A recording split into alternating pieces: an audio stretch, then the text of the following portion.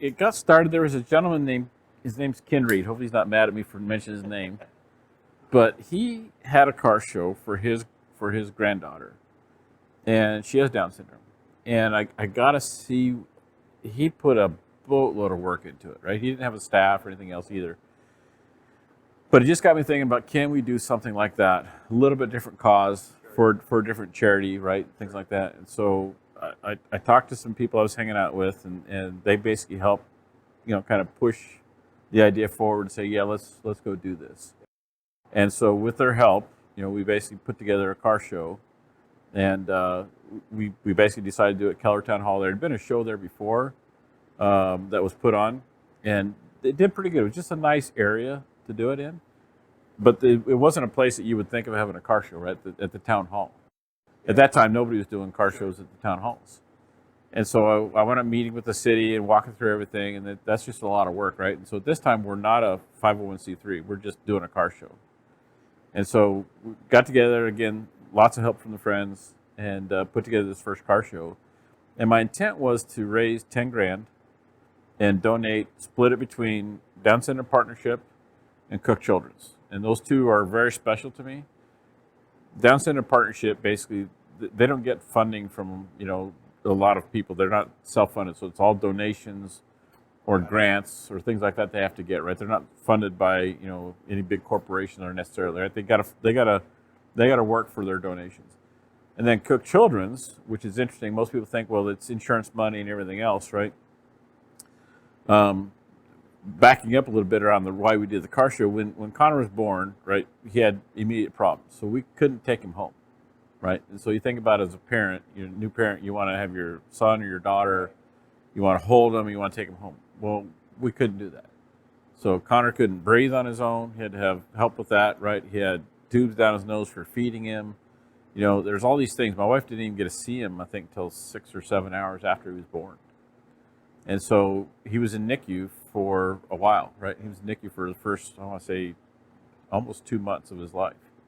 And we got to bring him home for, I think, 1 day. And he didn't do well at home because he didn't have all the equipment and everything else hooked up. We had some equipment, but not everything. And so we wanted to have him taken back to NICU. And it was, I thank goodness I worked for a company and a boss that was pretty open. Yeah. And so he basically allowed me to work from home, do whatever I could to take care of family, right? And so we had a schedule. I mean, my schedule was from 6 to 8 o'clock in the morning. NICU was closed to everybody. You couldn't go in there. And then at 6 to 8 at night, they were closed. That's when they did the rounds for patients. And due to HIPAA, you can't be in there. We're going to talk about other kids and stuff. Gotcha. And so we get kicked out. So basically, I would be there at 8 o'clock in the morning when we could get in. My wife would come down with her mom at the time. And then at about 11 o'clock, I would go to work. And then I would come back leave work about 2 o'clock, pick up my mother-in-law, take her to the house. She would start, cleaning the house or cooking or whatever. And then I'd go back, get my wife, bring her back home, and then I would go back down there until basically after 8 o'clock when I could go back down there. And I'd be there till 12, 1 o'clock in the morning with him. And that was my cycle, right? And at 2 months of age, we basically had to make the decision on, do we do heart surgery or not? And you think about that, it's looking back, I talk about it fairly easy now, but looking back on it, what a decision you have to make. And you have a chance your child may not make it. There's a 10% chance he couldn't make it. And so a 1% chance is a risk to me. And basically we just had to make the decision. He was not going to survive without it. So we couldn't wait till he was 2 years old and bigger and everything else. And so we typical things, we researched the country looking for the best kids heart surgeon, right, and everything else. It turned out that Cook Children's had one of the best in the country, in top 5, Dr. Tam. And so we decided to stay here, have the surgery done. Well, during that whole process, one of the interesting things that came out of it, again, insurance covered the medical part of it, right?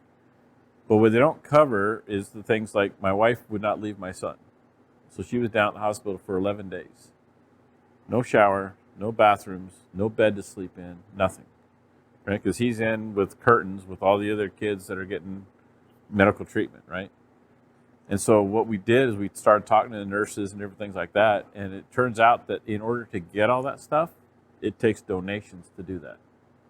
It's because the hospital, again, is covering the medical part. They're not covering amenities, right?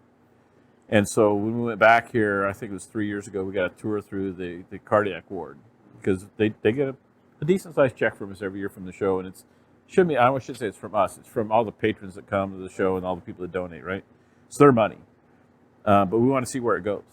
And they gave us a tour of the facility now. And the heart ward has their own rooms.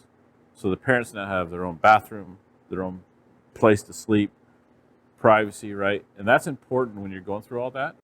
You don't realize how important that is until you go through it. And so that's why they're important to us. And then Down Syndrome Partnership, what they do is they connect the families with new parents, with other parents that have gone through it, right? So you get experience. They connect them with therapists and doctors, and in some cases, legal help if you need legal help, right? They're kind of the conduit for all that. And so those two organizations became very important to us. So we wanted to give back. So the show was to raise money, raise some awareness about Down syndrome, and give it back to the community. Yeah.